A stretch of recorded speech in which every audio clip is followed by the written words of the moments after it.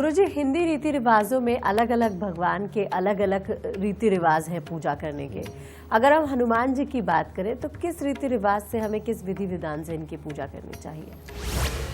बेटा, सबसे पहले जो सवाल तुमने किया नहीं है, मैं उसका जवाब जरूर देना चाहूँगा। ये जो पूजा है हनुमान जी की, ये सिर्फ और सिर्फ आदमियों के लिए है, मर्दों के लिए है। कोई भी औरत किसी भी रूप में, कई औरतें कहती है भाई के रूप में, कोई कहती नहीं हम पिता के रूप में मानते हैं, कोई कहती है कि नहीं हम बच्चे के रूप में मानते हैं। बेटा, किसी भी रूप में ये हनुमान जी की पूजा नहीं कर सकती कोई भी औरत। और ख़ास तौर पे जो अभी ब्याहता नहीं है लड़कियां वो, और जो ब्याहता हैं वो तो किसी भी सूरत में नहीं, क्योंकि कुदरत ने एक विधान बनाया हुआ है कि औरत के अंदर मंगल टिकता ही नहीं, और उसी की वजह से वो औरत है। और अगर कहीं मंगल की पूजा, उसके मंत्र का उच्चारण ये शुरू कर दिया जाए तो बेटा औरत के लिए ये बहुत घातक हो जाता है, गृहस्थी के सुखों के लिए। जो भी औरत हनुमान जी की पूजा करती है उसको अपने पति के सुख से संबंधित और पैसे के सुख से संबंधित, कलेश और बीमारी से संबंधित उसको अपने घर के अंदर बहुत ही तकलीफों का सामना करना पड़ता है। तो इसी वजह से बेटा, चाहे आपको कोई भी कहे, बहुत सारे गुरु बेटा बिना सोचे समझे किसी भी विधान को अपने भक्तों को ये बताते हैं कि हनुमान चालीसा का पाठ करो, सुंदर कांड का पाठ करो। बेटा ये बेहद गलत है। आप शास्त्र उठा करके देख लो, एक जगह कहीं पर भी औरत को पूजा का विधान हनुमान जी का नहीं दिया हुआ, समझ गए। और जो करती हैं उनको फिर ये तकलीफें मैंने आपको बता ही दी। रही बात मर्दों को क्या करनी चाहिए, बेटा मर्द जितना ज़्यादा ब्रह्मचर्या का पालन करेगा मंगल उतने ही अच्छे होंगे। और ब्रह्मचर्या का पालन करते चटपटे खाने से अगर बचेगा और मीठे का सेवन स्वयं भी करेगा और मीठा बांटेगा भी अगर, इसीलिए मंगलवार के दिन खास तौर पे बूंदी का प्रसाद, लड्डुओं का प्रसाद या जलेबी का प्रसाद या बर्फी का प्रसाद बांटने का विधान रखा गया है। और मीठा बांटना और स्वयं खाना हनुमान जी को ही प्रसन्न करने जैसा है। और जो भी इंसान को मीठे का शौक ज़्यादा है और मीठा खाता भी है, खिलाता भी है, बेटा हनुमान जी की कृपा उसके ऊपर वैसे ही होती है। और जिसके ऊपर हनुमान जी की कृपा हो जाए बेटा, ना वो दिमाग से कमज़ोर रह सकता है, ना ही अपने शारीरिक बल से कमज़ोर रह सकता है। और उसके अंदर ये परमात्मा का दिया गुण ही होता है कि वो अपने परिवार को बढ़ाता भी है, चलाता भी है और धैर्य के साथ चलाता है, जिसके कारण कि उसका परिवार सदा ही उसके अनुसार चल के बेटा जिंदगी के अंदर खुशहाली पाता है।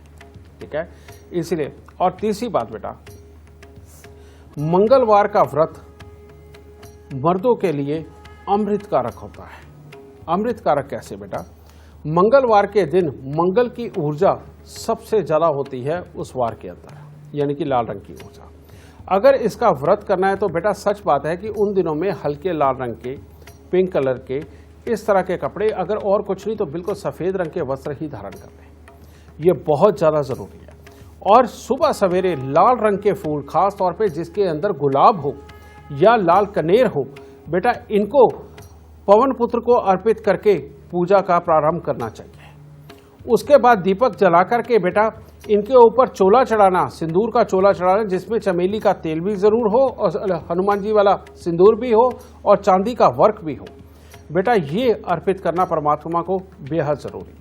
और उसके बाद में सुबह के वक्त भी अगर हो सके तो थोड़े से हलवे का भोग परमात्मा को लगवा करके सुबह के वक्त में वो बांटें, जो देसी घी में बना हुआ होना चाहिए।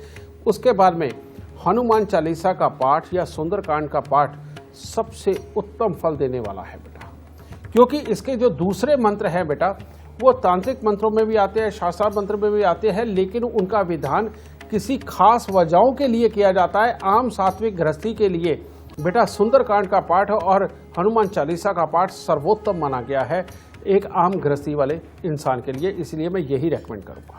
ठीक है, फिर उसके बाद में बेटा शाम के वक्त में भी, सूर्य जब अस्त हो रहा हो उस वक्त में भी आप पाठ करके परमात्मा का दीपक जला करके उस वक्त में प्रसाद का वितरण फिर करें और उस वक्त में अपना व्रत खोलें।